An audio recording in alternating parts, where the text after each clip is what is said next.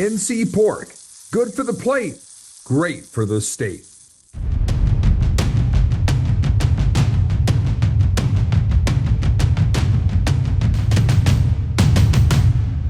Our next guest was a high school superstar in the state of Maryland, and he spent the last 5 years at The Ohio State University. He earned his degree in communications there and played 13 games this past season for the national champion Buckeyes. He is now in his first year as a defensive end for the Virginia Cavaliers. Mitchell Melton, welcome to the North Carolina Sports Network. How are you? I'm good. That was a great introduction. I really appreciate that, man. This makes me sound a lot better than I am, you know? Well, I don't know about that. Your track record speaks for itself, but I do want to start with, after all the injuries that you have suffered in this game that you love, what in your heart made you even want to extend your college football career and obviously end up spending it in Charlottesville, Virginia? And I think the thing was, like, I asked myself that same question, you know?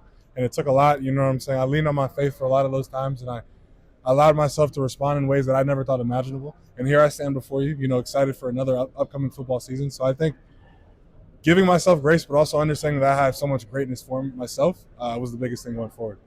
You tell me if it is taboo to ask a man who has been through some serious injuries to describe them. The only reason I would ask you is that there are a lot of people, young and old, who have to overcome adversity. Right. Sometimes it's an ACL tear. Sometimes it's a different type of non-physical adversity. If you're willing to share, remind folks, it's not like you had an injury. Like you missed multiple entire seasons during your time at Ohio State. Go ahead and give us share what you can about that journey. And I want to thank you for the way you phrased that question, because it's not easy to talk about, but I'm still willing to talk about it in its own way.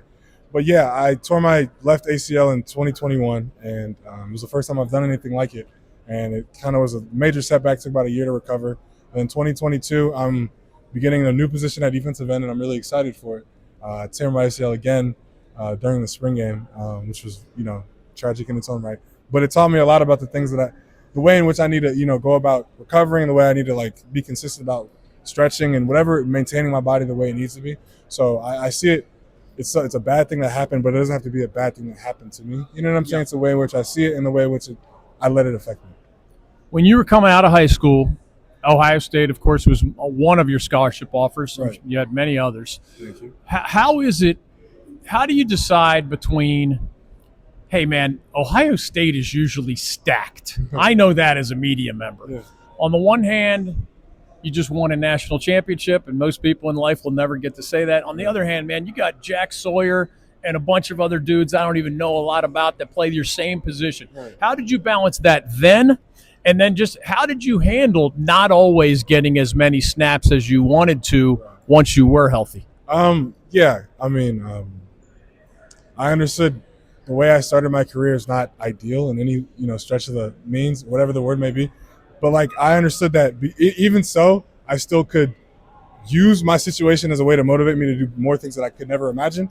So, I think if anything, it reinstilled the confidence I have in myself, because why not me? You know what I'm saying? With everything I'm doing, why not? You know what I'm saying? So I kept just convincing myself that I belonged here, and every day that I proved it, it was just a reminder that I'm supposed to be here because of the work that I put in. So, yeah. You're wearing the cool UVA colors now. Yeah, that's for sure. Good-looking outfit, good-looking dude. When you chose the first fork in the road, which is, I want to play college ball for one more year, in that process, what made the Virginia Cavaliers stand out so that is where you're spending this season as a college graduate? Right. I think in having that transparency throughout the recruiting process was major for me, and I think it was major for them because they really exemplified that. And every time we talked, and it was weird talking because I'd come from practice and get on a Zoom call. So just, you know, us being communicative and transparent through our process was really stood out to me, and it was second to none in that process, so it made it easy to pick UVA. I know you're looking forward more than backward, but I have to ask, because 99% of all human beings will never know the feeling of winning a national championship. Right. So what do you recall about just the fans, the media, the stadiums, the huge crowds, the TV attention, and all the rest, and whatever you get to wear forever? I don't know where your championship ring is. Right. It's something I can never no one can ever take away from me. Take that away from me, and it's I'm blessed every day. You know what I'm saying? I understand that, and I'm thankful for that.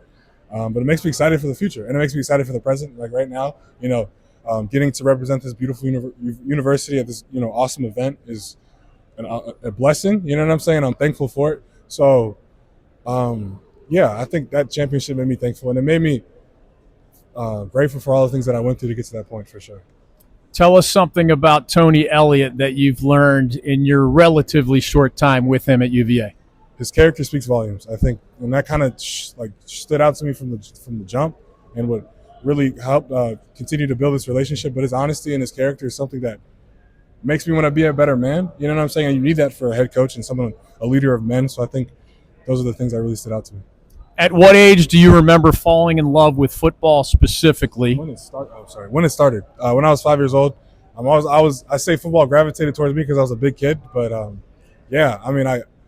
I started young, and I never looked back, and I loved it forever, and I still love it now. So. And how do you put into words why you still love it now, even though it is the cause of some serious pain and adversity? I knew that when I was signing up for it, even if I really didn't know that, because this is a dangerous sport. But I understand that what I can do is suited for the sport, more than ever. So I'm really just like believing and instilling that confidence in myself that I know I can be great in this sport, regardless of what happened, and not letting that deter me, but instead motivate me to become the best version of myself.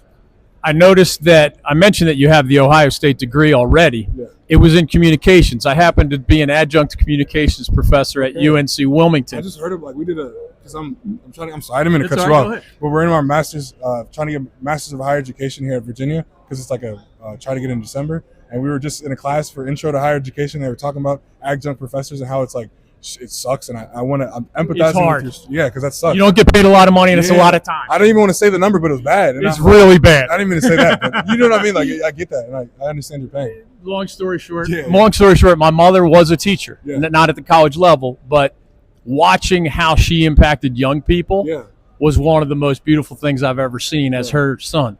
So now I understand how, even if you're not highly paid and even if you're only adjunct, because I've worked in the media for so long, I thought there were valuable things that I could share to people kind of in your age bracket. Right. But the reason I asked is, when your athletic days are over, do you know what branch of the communication world you're interested in, and will it overlap with sports, do you think? The world, I don't know. We'll wait to see. But I know that thanks to UVA, I'm slowly learning a lot about the core and the sports psychologist department in our university, and there's externships that they have. Heidi, I forgot her last name, but she's doing a great job over there. And I get to work. Was able to work with a sports psychologist for the past month, and just that right there, understanding what I want to do after this and talking about it with people that are actually doing it was big for me, and it made me realize that maybe this is something I want to do. So we'll see. The Lord has a plan for me, so I'm just excited to see it. His name is Mitchell Melton. He now represents the Virginia Cavaliers. Thanks for your time on the North Carolina Sports Network. Thank you so much, sir. It's a pleasure. Thank you. Okay,